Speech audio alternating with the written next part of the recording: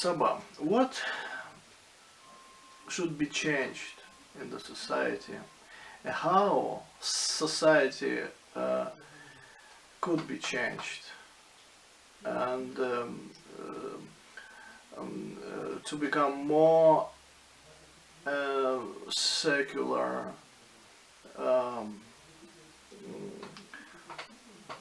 more open, more logical, to have common sense. What is your solution, proposals, ideas, thoughts about it? So first of all, I think that after a certain age, your beliefs become very rigid and it's very hard to change them. So I think it's almost impossible to change adults or people like who have already grown up.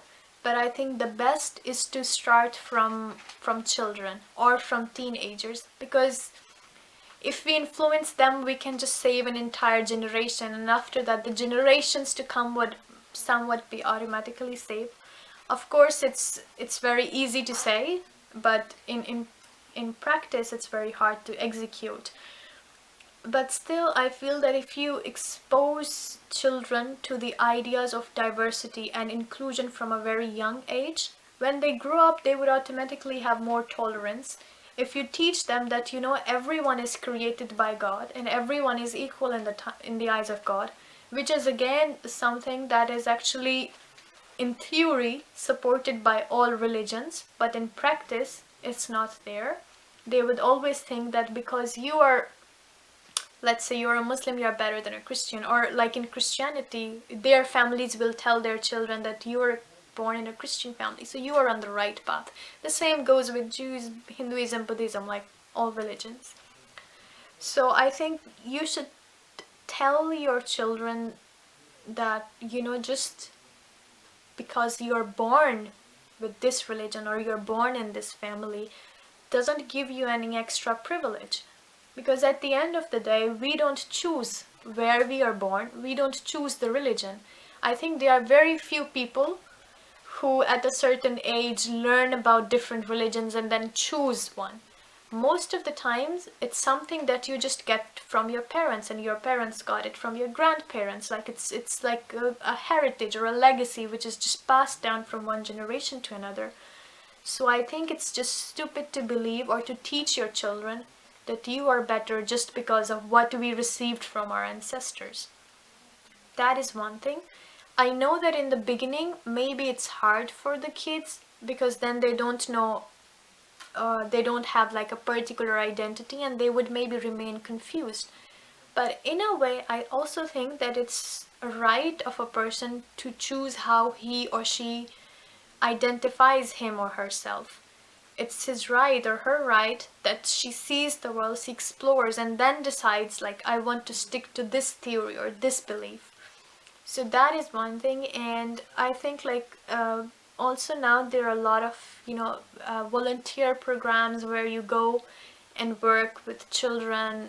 You go to another country and you teach children there, like you teach them English or anything. I think that in some way those programs are also very good, because those are just kids, and at that age they don't care where you come from or what is your skin color or what are your beliefs. If you treat them nicely, they would remember that there was a person who was different than us, but he helped us or he or she played with us. And I think when these kids grow up, they have like the values of inclusion already in them, because they saw how people from other countries or other races or ethnic groups came to help them. So that I think is the only solution, is to like start from the kids and the teenagers. Like already I think the Generation Z, seeing the statistics, they are more open towards inclusion, diversity, even homosexuality and tolerance and this community. So maybe things will change, but then again, in certain countries where the religion is Okay, so as I was saying, like in certain countries where the religion is still strong, it's very hard to change. But then I also blame media or certain countries for this. Because, okay, I have talked about the problems in Pakistan and I'm vocal about it. Because I think if you don't accept something, you can't change it. Like, this is the first step towards, like first you accept what's wrong and then you try to change it. If you don't even accept it, then it would remain the same and it would never change. But then there are these kind of problems in a lot of countries. Like, there are a lot of racist and hate crimes in USA, but people love to go to USA. There are a lot of crimes in London. There are even acid attacks in London that I was just recently seeing the statistics that there are a lot of acid attacks in London, but no one talks about it. But if you talk about acid attacks in Pakistan, everyone would know it. And people won't travel there like a lot of times. So I think like a lot of these countries which are more diverse and open, they become more diverse and open because people from other country visited their country and they interacted with their people. But some of these third world countries or like Pakistan now, it's slightly getting more popular among tourists, but usually I think like all my life in Pakistan I never saw a foreigner there. So people don't come to us, and that's why our people don't know diversity and inclusion. Okay, we do have a lot of national diversity within the borders of country, but it's different than having people from another country who come and tell you how their education system is or how they are brought up or how their justice and law system is. So I think in a way these countries have been isolated, and that doesn't really give them the space to grow or question things. So I feel that this is one of the problems, and more people should like they visit all these other countries for tourism, they should also visit these countries and try to interact and engage with people there. Okay, there are safety concerns, but then there are also safety concerns in a lot of places, and if you take some measures, like Pakistan, to be honest, is not a place where you should be solo traveling as a woman, in my opinion. Like, my parents don't allow me, so if I don't do something, I will also not encourage someone else to do it. But if you're in a group, no one can do anything if you are traveling in a group, including myself. Like, my family is pretty cool with me that if you want to go, just travel with your friends. Yes. Of course, you are less vulnerable if you're in a group. Travel in a group and with guns, with weapons. No. Yeah, I remember this, I talked about it. No, that's not important. Like, as long as you're in a group, I think no one would really bother you. Nobody wants to mess with a group of people. You are more vulnerable when you're alone. And so that's another thing. And because of the same mentality or the same thinking, I went to Sri Lanka and I volunteered for the kids there. I also went to Ukraine and I volunteered for the kids there. So those people, they didn't know anything about Pakistan because it was in a small village, or they didn't know about the religions that are in different places. So I think when you go and tell them, now they know, and they know that someone who is from Pakistan could be not a dangerous person. It's not that all Pakistanis are dangerous or terrorists or extremists. And that's how they develop this, I think, tolerance, or this idea that, okay, it doesn't mean where someone comes from. Because I think if I have to wrap everything up, there are good and bad Muslims, there are good and bad Christians, there are good and bad atheists, there are good and bad Jews. But somehow we just label certain people with stereotypes, and that's how it's dangerous. If a person from any of the Muslim countries does something wrong, people don't say that the name of the person, that okay, person A did something wrong. They would say that okay, he's a Muslim and he did something wrong, which is not the right way to, I think, present a news, because he's an individual. But the same goes for other religions, I think, too. For example, even when we read the history of India, Pakistan, we always generalize Hindus and we say that Hindus were doing this. The same goes for Israel. If Israel does something or their government does something, a lot of people, I have heard that they won't say that Israelis are doing this or the Israeli government is doing this. They would say that Jews are like this. again, this is something wrong. Like, no matter which religion are you talking about, it's just wrong to label people and stereotype. If the person A does something wrong, you point out to person A and you correct him.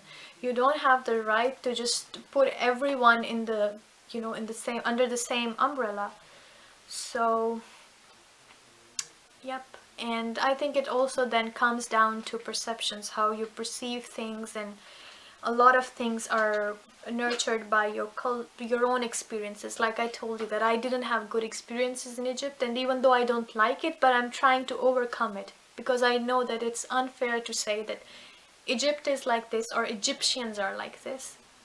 It was my experience, and the 2-3 people that I felt like very evil, those were just people. It doesn't mean that all Egypt is like this. In some cases you can see that, okay, there is a general trend or a majority is like this, but still we are individuals, and just stereotyping a person because of how the general trend is, again, it's wrong.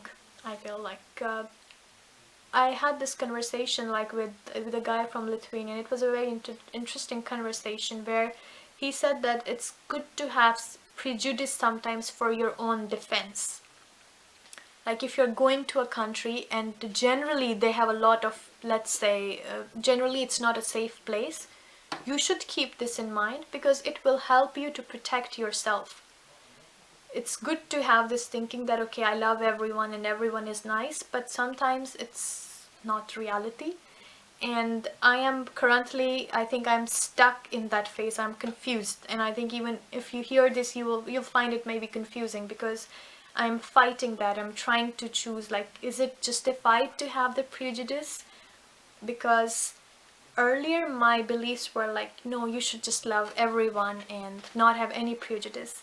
But there is another side to it, and I want to explore this other idea, that is it good to have prejudice against people for your own protection. So that is something that I'm still playing with this thought. And it's true, it's a reality. Mm-hmm.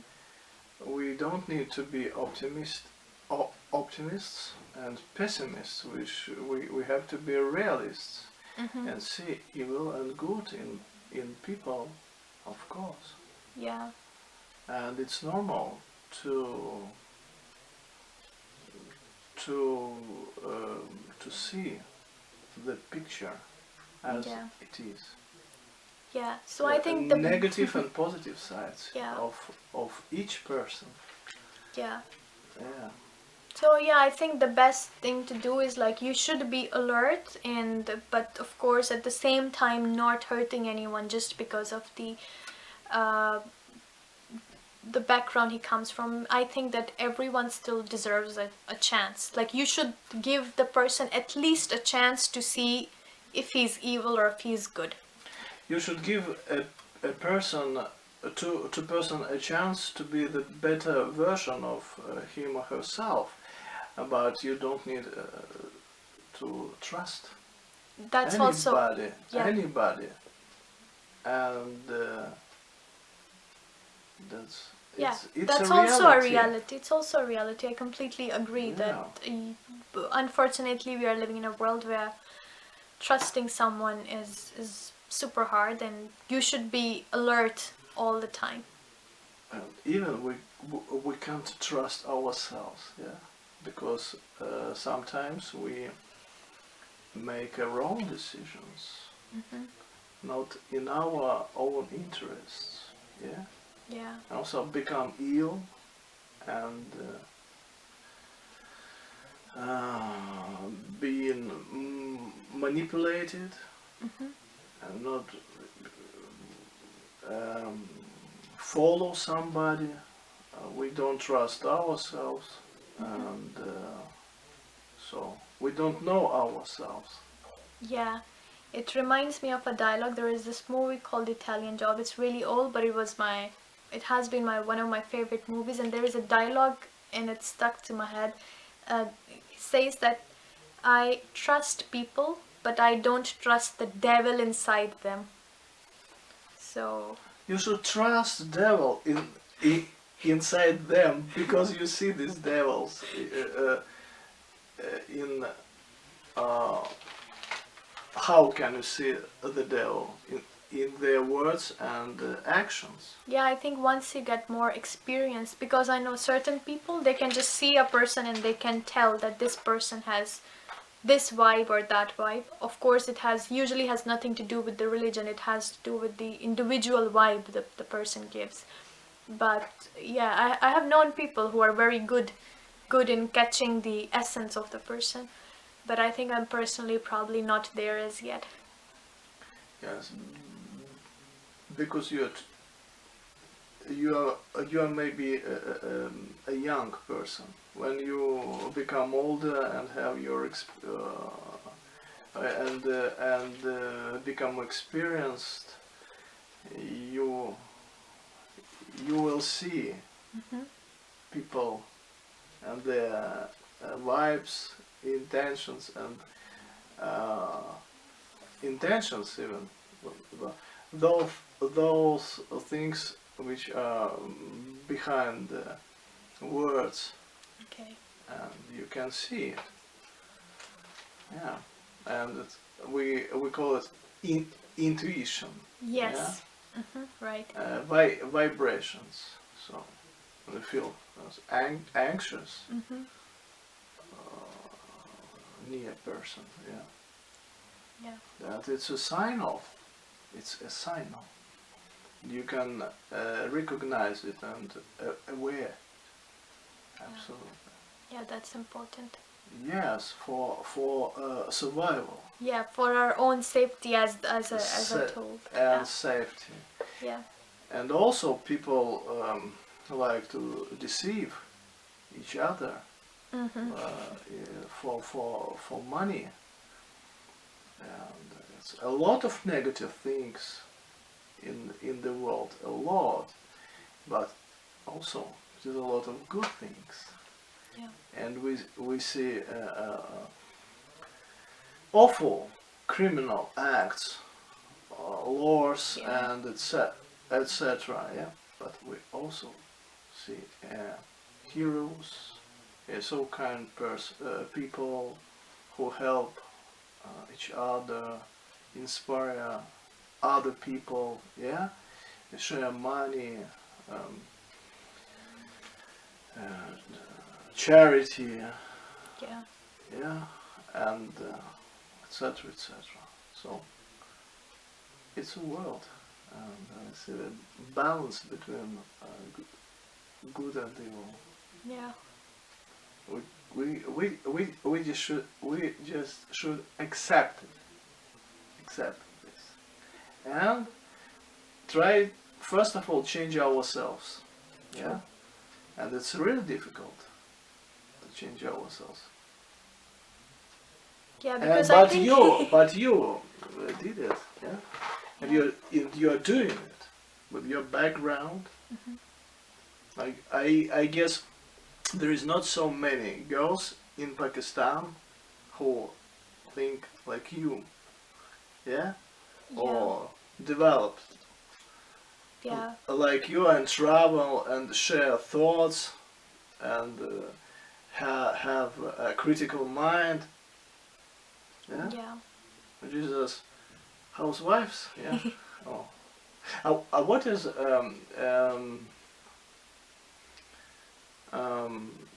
age of marriage in Pakistan? In Pakistan.